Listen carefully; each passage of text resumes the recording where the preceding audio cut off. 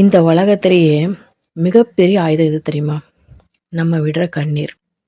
அதை பல பேர் அவங்களுக்கு சாதகமாக பயன்படுத்திக்கிறாங்க. பல பேர் இதனால் ஏதாவது ஒரு தீர்வு கிடைக்கும்னு நம்பி அதை பயன்படுத்திகிட்டு இருக்காங்க. சில பேர் இதை பயன்படுத்தினா மட்டும்தான் நம்மளால் உயிர் வாழ முடியும் அப்படிங்கிற நம்பிக்கையோடு பயன்படுத்திகிட்டு இருக்காங்க.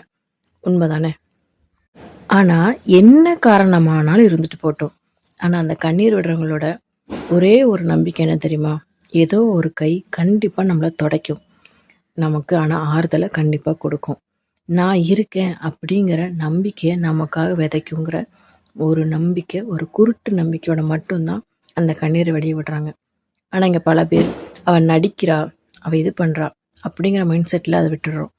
இல்லை ஒரு ஆம்பளையாக இருக்கட்டும், இவன் ஆம்பளையாக எடுத்துகிட்டு நடிக்கிறான், இவனுக்கு என்ன தகுதி இருக்குது அப்படின்னு அந்த அழகிய ஒரு கொச்சமான விஷயமா நடித்து மறைச்சிட்றாங்க.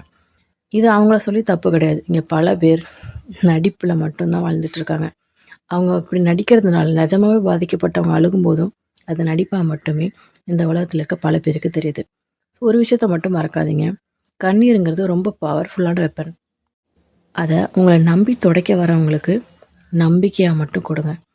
ஏதோ நம்ம ஏமாற்றிட்டோம், அவங்கள ஜெயிச்சிட்டோன்னு நினச்சி நீங்கள் ஒரு விஷயம் பண்ணிட்டீங்கன்னு வச்சுக்கோங்களேன், நல்லா ஞாபகம் வச்சுக்கோங்க, நீங்கள் உண்மையிலுமே கண்ணீர் விடும்போது ஒரு கை கூட உங்களுக்கு துடைக்க வராது, உங்களுக்கு ஆறுதலுக்கு வராது.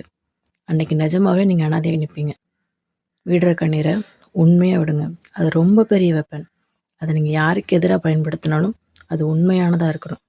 பொய்யா இருந்துச்சுன்னா பிற்காலத்தில் நீங்கள் தான் அதோட விளைவுகளை முழுசாக அனுபவிக்க வேண்டியிருக்கும்.